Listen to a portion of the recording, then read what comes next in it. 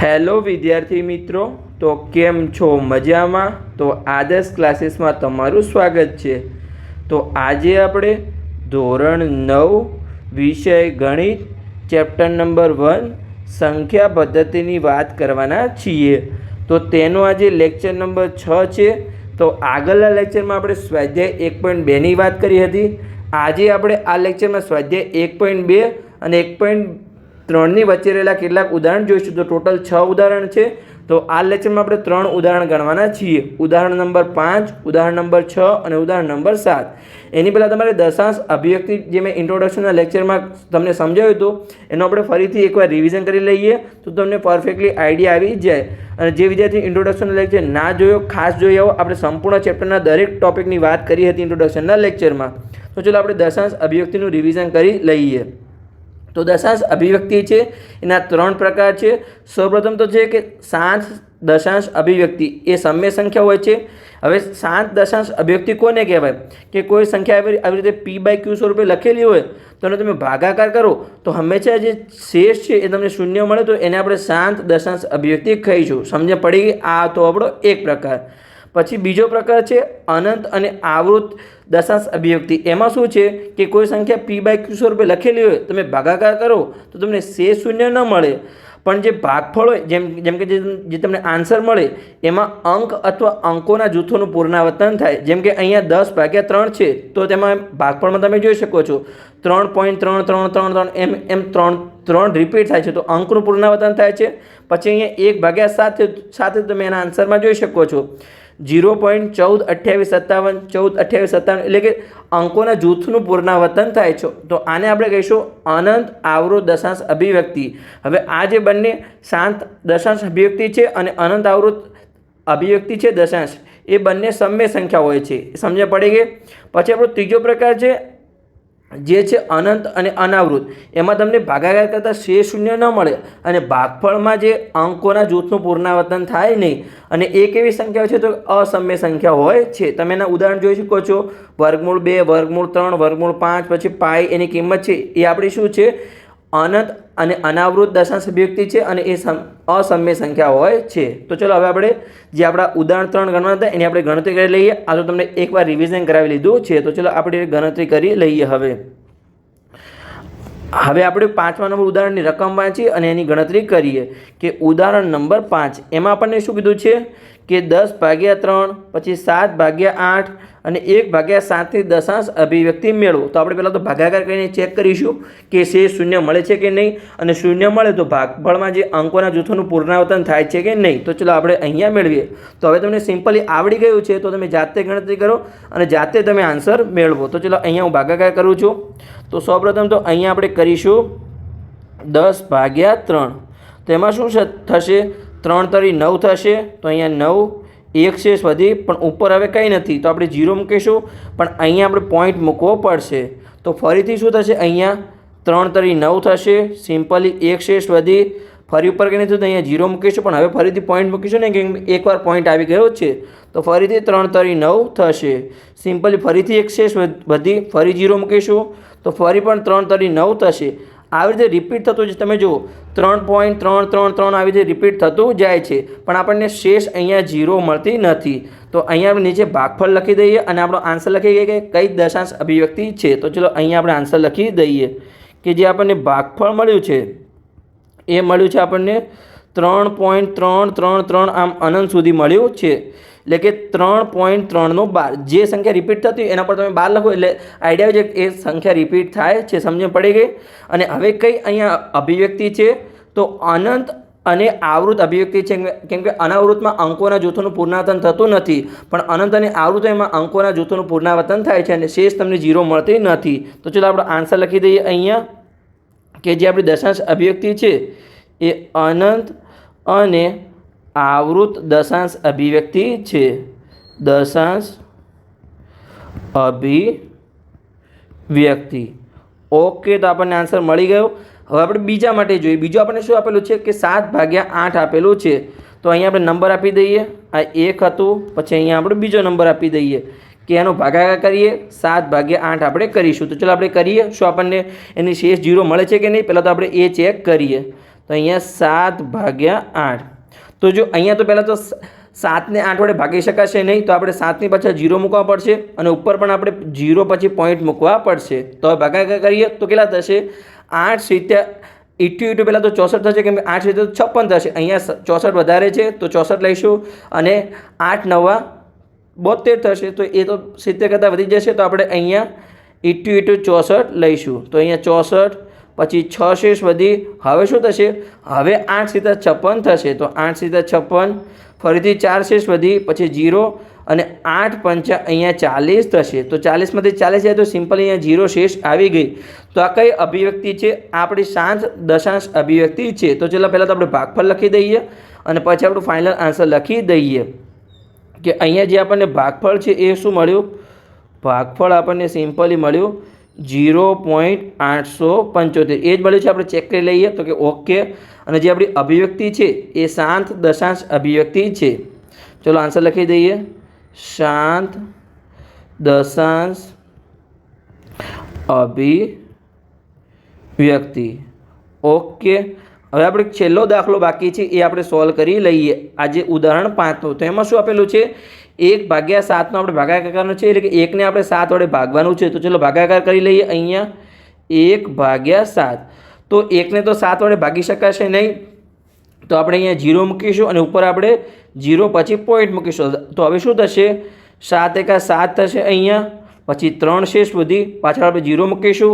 હવે આપણે 7 વડે ભાગાકાર કરીશું તો શું થશે? અહીંયા 7 × 28 થશે. તો આપણે ભાગાકાર કરીએ. ચલો કે 7 × 28. અહીંયા 2 શેષ વધી, ઉપરથી 0 ઉતાર્યા. હવે શું થશે? 7 × 21 નહીં થાય, કેમ કે 21 તો 20 કરતાં વધી જશે. તો અહીંયા 7 × 2 અહીંયા 14 થશે. તો 14 થયા. તો અહીંયા આપણી 6 શેષ વધી, પછી 0 મૂક્યા. તો હવે શું થશે? અહીંયા 7 × 8 = 56 થશે. તો અહીંયા 56 કર્યા. ફરીથી આપણી 4 શેષ વધી. પછી હવે જો કોઈ આપણું રિપીટ થાય છે તો કે ના, અહીંયા તો આપણે હવે અહીંયાથી 0 મૂક્યા. હવે શું થશે? અહીંયા 7 × 5 = 35 થશે, જેમ કે 7 × 42 તો 40 કરતાં વધી જશે. તો 7 × 5 = 35. ફરીથી આપણી 5 શેષ વધી, 0 મૂક્યા. હવે શું થશે? 70 × 49 થશે. તો 7 વડે ભાગ ચાલશે, તો 70 × 49. હવે આપણા જોડે અહીંયા 1 શેષ વધી. હવે આગળ તમે ગણતરી કરશો અહીંયા 1 થી, તો અહીંયા સેમ જ રિપીટ થશે. તમે જોશો આપણી શરૂઆત જ અહીંયા 1 થી થઈ હતી, તો અહીંયા સેમ જ રિપીટ થશે કે 0.142857 આપણું રિપીટ થશે. તો અહીંયા આપણે કઈ અભિવ્યક્તિ છે? અનંત અને આવૃત અભિવ્યક્તિ છે, દશાંશ અભિવ્યક્તિ. અને આપણે આપણું ભાગફળમાં લખી દઈએ. ચલો અહીંયા આપણો આન્સર લખી દઈએ કે જે આપણને ભાગફળ છે એ અહીંયા શું મળ્યું? ભાગ અલગ પેનથી લખી દઈએ આપણે કે આપણને અહીંયા ભાગફળ મળ્યું છે 14, 28, 57 રિપીટ થાય છે પોઈન્ટ પછી 0 પોઈન્ટ. આપણે થોડી જગ્યા કરી લઈએ કેમ કે આપણે 2 થી 3 વાર લખવું પડશે. તો અહીંયા 0.14, 28, 57 એક વાર, 14, 28, 57 બે વાર, આવી રીતે અનંત સુધી રિપીટ થાય છે. તો અહીંયા આપણે આન્સરમાં શું લખી શકીએ કે 0.14, 28, 57 ઉપર આપણે 12 લખી દઈએ તો કે આટલા અંકો રિપીટ થાય છે. સમજ પડી ગઈ? એના પર આપણે 12 મૂકી દીધું છે. અને આપણી કઈ અભિવ્યક્તિ છે? તો અહીંયા આપણી અનંત અને આવૃત દશાંશ અભિવ્યક્તિ છે. ચલો આપણો આન્સર લખી દઈએ, અનંત અને આવૃત દશાંશ અભિવ્યક્તિ છે. દશાંશ અભિવ્યક્તિ છે. હવે અહીંયા તમને એક શોર્ટ ટ્રીક શીખવાડું છું કે આવી કોઈ સંખ્યા હોય કે p/q સ્વરૂપે, જેમ કે 10/3 હોય, 7/8 હોય કે 1/7 હોય, એનો આન્સર 2 જ આવશે. કાં તો શાંત અભિવ્યક્તિ આવશે, દશાંશ અભિવ્યક્તિ, કાં તો અનંત અને આવૃત હશે. ક્યારે પણ અનંત અને અનાવૃત આવશે નહીં. તમે જે સ્વાધ્યાય 1.3નો પહેલો દાખલો છે તમે ચેક કરી લેશો, 6 દાખલા છે, દરેકમાં આ જ આન્સર હશે. તમે ક્યારે પણ અનંત અને અનાવૃત આવશે નહીં, કેમ કે એમાં p/q સ્વરૂપે હોય નહીં, કેમ કે એ અસમ્ય સંખ્યા છે. એમાં કેવા ઉદાહરણો હોય? જેમ કે વર્ગમૂળ 2 છે, વર્ગમૂળ 3 છે, વર્ગમૂળ 5 છે, પાઈ છે. એ જ ખાલી અનંત અને અનાવૃત આવશે. આઈડિયા આવી ગયો? તો આ તમારે ખાસ શોર્ટ ટ્રીક યાદ રાખવાની છે. તો ચલો આપણે આગળ વધીએ. હવે આપણે ઉદાહરણ નંબર 6 ગણીએ. તો ઉદાહરણ નંબર 6માં આપણને શું આપેલું છે? ચલો આપણે રકમ વાંચીએ કે સાબિત કરો કે 3.142678 સમય સંખ્યા છે. બીજા શબ્દોમાં કહીએ તો p પૂર્ણાંક હોય અને q શૂન્યેતર પૂર્ણાંક હોય તેવા પ્રમાણમાં 3.142678 14, 26, 78 ને P/Q સ્વરૂપમાં દર્શાવો. તો સિમ્પલ આપણે દર્શાવી શકીએ તો કે હા દર્શાવી શકીએ. તો પહેલાં તો આપણે જે કિંમત આપેલી છે એને લખી દઈએ. ચલો અહીંયા લખી દઈએ કે આપણને અહીંયા શું આપેલું છે કે 3.142678. હવે જો આપણે અહીંયા પોઈન્ટ નીકાળવો હોય તો પોઈન્ટ પછી જેટલા અંક હોય એટલા અહીંયા એકની પાછળ આપણે શૂન્ય મૂકવા પડે નીચે. તો અહીંયા કેટલા અંક છે? જો 1 અંક, 2, 3, 4, 5 અને 6. તો આપણે 6 વખત નીચે 0 મૂકવા પડશે. તો ચલો મૂકી દઈએ આપણે વચ્ચે બરાબર નિશાની 3, 14, 26, 78. હવે નીચે ભાગાકારમાં આપણે અહીંયા 1 પછી 6 વખત 0 મૂકવાના છે. તો અહીંયા 1 પછી 1 વખત 0, 2, 3, 4, 5 અને 6. તો આપણે તમે અહીંયા જોઈ શકો છો કે 3.142678 આપણે P/Q સ્વરૂપે દર્શાવી દીધું છે. તમે અહીંયા જોઈ શકો છો જ્યાં P શું છે અહીંયા પૂર્ણાંક છે, ઉપર તમે સંખ્યા જોઈ શકો તો પૂર્ણાંક છે, અને નીચે શું છે જે આપણે આ સંખ્યા મળી આપણને એ શું છે? શૂન્યતર પૂર્ણાંક છે. એટલે કે શૂન્ય સિવાયનો કોઈ પણ તમારો પૂર્ણાંક હોવો જોઈએ. તો નીચે શૂન્ય નથી, તો સિમ્પલી આપણે P/Q સ્વરૂપે દર્શાવી દીધું છે. સમજણ પડી ગઈ? તો હવે આપણે આપણો ફાઇનલ આન્સર લખી દઈએ. અહીંયા આન્સરમાં આપણે શું લખીશું કે જો P/Q સ્વરૂપે દર્શાવી શકાય તો એ સમય સંખ્યા છે, તો કે હા સમય સંખ્યા છે. તો ચલો હવે આપણે લખી દઈએ અહીંયા. આ ખાલી સાવ સિમ્પલ નાનો દાખલો હતો, તમારે ખાલી એમાં ખાલી પોઈન્ટ નીકાળવાનો હતો, તો તમે P/Q સ્વરૂપે દર્શાવી દીધું છે. તો ચલો આપણે આન્સર લખી દઈએ કે 3.142678 ને અહીંયા P/Q એટલે કે P/Q સ્વરૂપમાં દર્શાવ્યા છે. તેથી તે સમય સંખ્યા છે. સમજ પડી ગઈ? આગળ પણ મેં તમને એ જ કીધું હતું કે P/Q સ્વરૂપમાં હોય તો બે દશાંશ અભિવ્યક્તિ આવશે. કઈ આવશે? એક તો શાંત આવશે, એક અનંત અને અનાવૃત આવશે. ક્યારે પણ અનંત અને આવૃત આવશે, અનંત અને અનાવૃત આવશે નહીં. કેમ કે P/Q સ્વરૂપ છે એ હંમેશા સમય સંખ્યા છે. તમારે ખાસ ધ્યાન રાખવાનું છે. અને આપણી બે જ સમય સંખ્યા છે જે દશાંશ અભિવ્યક્તિમાં, એક શાંત અને એક અનંત અને આવૃત્તિ. તમારે ખાસ ધ્યાન રાખવાનું છે. ફરીથી અહીંયા મેં રિવિઝન કરાવી દીધું છે. અહીંયા કોઈ જરૂર નથી, પણ તમારે ખાલી એક આઈડિયા મળે, તમને આઈડિયા આવે કે તમે આનો આન્સર આ આવી શકે, આ તો નહીં જ આવે, તમને પરફેક્ટલી આઈડિયા આવી શકે જ છે. તો ચલો આપણે ઉદાહરણ 7 ગણીએ. તો એમાં આપણને શું કીધું છે? ચલો રકમ વાંચીએ. ઉદાહરણ 7, સાબિત કરો કે 0.333 જે અનંત સુધી જાય છે, એટલે કે 0.3 ને 12 આપેલું છે ને P પૂર્ણાંક હોય અને Q શૂન્યતર પૂર્ણાંક હોય તેવા P અને Q માટે P/Q સ્વરૂપમાં દર્શાવી શકાય છે. તમારે સાબિત કરવાનું છે. તો પહેલાં તો તમને સમજાવું કે શું આ સાબિત થશે કે આ સમય સંખ્યા છે P/Q સ્વરૂપમાં આવશે? તો આવશે. કેમ કે અહીંયા તમે જોઈ શકો છો કઈ અભિવ્યક્તિ છે? તો કે અનંત અને આવૃત અભિવ્યક્તિ છે. કેમ કે અહીંયા અંક રિપીટ થાય છે. તો અનંત અને આવૃત અભિવ્યક્તિ હોય તો એ કેવી સંખ્યા હોય? તો સમય સંખ્યા હોય. તો સમય સંખ્યાને આપણે કેવી રીતે દર્શાવી શકીએ? તો P/Q સ્વરૂપમાં દર્શાવી શકાય. તો સિમ્પલી આપણો આન્સર આવી જ જશે. ખાલી હવે આપણે શોધવાનું છે. ચલો આપણે સાબિત કરવાનું છે. તો ચલો આપણે સિમ્પલી સાબિત કરીએ. ચલો કરી લઈએ, આપણે ગણતરી કરીએ. તો પહેલાં તો આપણે અહીંયા ધારણા કરીશું. શું ધારણા કરીશું? ધારો કે જે આપણને કિંમત આપેલી છે એને આપણે x ધારીશું કે ધારો કે x બરાબર 0.3333 આવી રીતે અનંત સુધી જાય છે. એને આપણે સમીકરણ નંબર 1 નામ આપી દઈએ. સમજણ પડી ગઈ? હવે તમે અહીંયા જોઈ શકો છો કે કેટલા અંકોનું પુનરાવર્તન થાય છે? તો માત્ર એક જ અંકનું પુનરાવર્તન થાય છે. તમે જોઈ શકો 0.3 ની 12, તો એ માત્ર 3નું એટલે કે એક અંકનું પુનરાવર્તન થાય છે. તો આ સમીકરણ 1 છે એને આપણે બંને બાજુ 10 વડે ગુણીશું. જો અહીંયા 2 અંકનું પુનરાવર્તન થતું હોય તો આપણે 100 વડે ગુણવા પડે. જો 3 અંકનું પુનરાવર્તન થતું હોય તો આપણે 1000 વડે ગુણવા પડશે. પણ અહીંયા માત્ર એક જ અંકનું પુનરાવર્તન થાય છે. તો સમીકરણને બંને બાજુ આપણે બરાબરની બંને બાજુ આપણે 10 વડે ગુણીશું. તો ચાલો ગુણીએ અહીંયા. તો પહેલાં તો આપણે લખી દઈએ કે અહીં એક અંકનું પુનરાવર્તન થાય છે, તેથી સમીકરણ 1 ને બંને બાજુ 10 વડે ગુણતા ચલો આપણે ગુણીએ કે એક્સને પણ આપણે 10 વડે ગુણાકાર કરીશું. તો અહીં એક્સને 10 વડે ગુણ્યા અને જે આપણું 0.33 રિપીટ થાય છે અનંત સુધી એને પણ અહીંયા આપણે 10 વડે ગુણીશું. તો આપણે સમીકરણ 1ને બંને બાજુ 10 વડે ગુણ્યા. તો હવે એક્સને આપણે 10 વડે ગુણીશું તો શું થશે? અહીંયા સિમ્પલી 10x થશે. અને હવે આપણે અહીંયા 10 વડે ગુણીશું તો શું થશે? એક પોઈન્ટ આપણો આગળ આવી જશે. હું તમને સમજાવું. ધારો કે અહીંયા આપણે લખીએ કે જે 0.3 છે, જો આપણે 3ને આગળ લાવો તો શું કરીશું? આપણે અહીંયા ભાગાકારમાં 10 મૂકીશું, કેમ કે આપણે પોઈન્ટની આગળ લાવ્યા. તો 3.333 અનંત સુધી કરવું તો શું આવે? નીચે ભાગાકારમાં અહીંયા 10 આવે અને અહીંયા ગુણાકારમાં 10 છે, તો 10 ઉડી ગયા, તો સિમ્પલી આપણું 3.3 મળ્યું. તો આપણે જો 10 વડે ગુણવાના હોય આવી રીતે, તો એક કિંમત આપણે પોઈન્ટની આગળ મૂકી દેવાની છે. જો 100 વડે ગુણ્યા હોત તો અહીંયા જે આપણા 2 અંક છે એ પોઈન્ટની આગળ આવી જશે. તો અહીંયા માત્ર એક જ અંક પોઈન્ટની આગળ આવશે. તો એક પોઈન્ટની આગળ આપણે 3 મૂક્યા, પછી 3 3 3 અહીંયા આપણે રિપીટ થાય છે.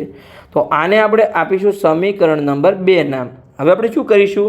સમીકરણ 2 માંથી સમીકરણ 1ને બાદ કરીશું. તો ચલો અહીંયા આપણે લખી દઈએ કે સમીકરણ 2 માંથી સમીકરણ 1ને બાદ કરતા સમીકરણ 2 માંથી સમીકરણ 1ને બાદ કરતા. તો ચલો આપણે કરી લઈએ. તો પહેલાં આપણે સમીકરણ 2 લખવું પડશે. સમીકરણ 2 શું છે? અહીંયા કે 10x બરાબર 3.333 અનંત સુધી છે. તો આ છે આપણું સમીકરણ નંબર 2. પછી સમીકરણ 1 શું છે? કે x બરાબર 0.333 એટલે કે 0 પછી 3 રિપીટ થાય છે. તો અહીંયા x બરાબર 0.333 અનંત સુધી રિપીટ થાય છે. આ છે આપણું સમીકરણ 1. હવે સમીકરણ 2 માંથી આપણે સમીકરણ 1ને બાદ કરવાનું છે. તો અહીંયા આપણે શું કરીશું? માઇનસની નિશાની મૂકીશું. તો અહીંયા પણ માઇનસની નિશાની અને અહીંયા પણ માઇનસની નિશાની. તો બરાબરની આ સાઈડ જો 10x માંથી 1x જશે તો કેટલા વધશે? અહીંયા 9x વધશે. હવે તમે અહીંયા જો પહેલાં આપણે પોઈન્ટના આગળના અંકોની બાદબાકી કરીશું, પછી આપણે પોઈન્ટના પાછળના અંકોની બાદબાકી કરીશું. તો તમે અહીંયા જુઓ 3 માંથી 0 જશે તો કેટલા વધશે? 3 વધશે અહીંયા. અને પોઈન્ટ પાછળ જો અહીંયા પણ 3 3 રિપીટ થાય છે અને અહીંયા પણ 3 3 રિપીટ થાય છે, તો 0 આવશે. હવે પોઈન્ટ પછી 0ની કોઈ આપણે વેલ્યુ નથી, તો સિમ્પલી આપણે અહીંયા 3 જ રાખીશું. તો આપણને શું જવાબ મળ્યો? કે 3.333 માંથી 0.333 બાદ થાય તો આપણે સિમ્પલી અહીંયા 3 જ મળે. હવે આપણે એક્સને કરતાં બનાવ્યું તો એક્સને કરતાં બનીશું તો શું થશે? અહીંયા 3/9 મળશે. તો અહીંયા 3 3 ઉડી જશે, તો 1ના ભાગાકારમાં 3 મળશે. તો આપણને એક્સની કિંમત શું મળી? અહીંયા 1/3 મળી. હવે આ જે આપણને એક્સની કિંમત મળી એને આપણે સમીકરણ અહીંયા 3 નામ આપી દઈએ. હવે આપણે જો તમે રકમ ફરીથી વાંચો, આપણે સાબિત શું કરવાનું હતું? આપણે p/q સ્વરૂપમાં સાબિત કરવાનું. તો અહીંયા જુઓ કે સાબિત કરો, જે અહીંયા કિંમત આપેલી છે એને p/q સ્વરૂપમાં દર્શાવો. તો સિમ્પલી આપણે અહીંયા જે કિંમત છે ને p/q સ્વરૂપે દર્શાવી દીધી છે. તો ચલો આપણે થિયરિટિકલ ભાષામાં આપણો ફાઇનલ આન્સર લખી દઈએ. અહીંયા કે સમીકરણ, જે આપણું સમીકરણ છે સમીકરણ 1 અને સમીકરણ 3 પરથી. કેમ કે જો જે સમીકરણ 1 છે એમાં પણ અહીંયા એક્સની વેલ્યુ આપી છે, જે આપણને કિંમત આપી હતી, અને અહીંયા આપણે સમીકરણ 3માં આપણે જે એક્સની કિંમત છે ને આપણે p/q સ્વરૂપે દર્શાવી છે 1/3. તો આપણે લખી દઈએ કે સમીકરણ 1 અને 3 પરથી જે આપણી કિંમત હતી એટલે કે 0.33 જે આપણે રિપીટ થતા હતા એટલે કે 0.3 ને 12 ને p/q સ્વરૂપે 1/3 તરીકે દર્શાવી શકાય. તો સિમ્પલી આપણને કિંમત મળી ગઈ. તો આ લેક્ચર આપણો અહીંયા પૂર્ણ થાય છે. આ લેક્ચરમાં અહીંયા આપણે ટોટલ 3 ઉદાહરણ ગણ્યા. ઉદાહરણ નંબર 5, ઉદાહરણ નંબર 6 અને ઉદાહરણ નંબર 7. હવે આપણે આગળના લેક્ચરમાં બાકી રહેલા 3 ઉદાહરણ ગણીશું, એટલે કે ઉદાહરણ નંબર 8, 9 અને 10, અને પછી આપણે સ્વાધ્યાય 1.3ની શરૂઆત કરીશું. તો લેક્ચર સારો લાગ્યો તો ચેનલને સબસ્ક્રાઈબ કરો અને તમારા મિત્રોને વિડીયો શેર કરો, તો એમને પણ સરળ ભાષામાં ગણિત શીખવા મળે.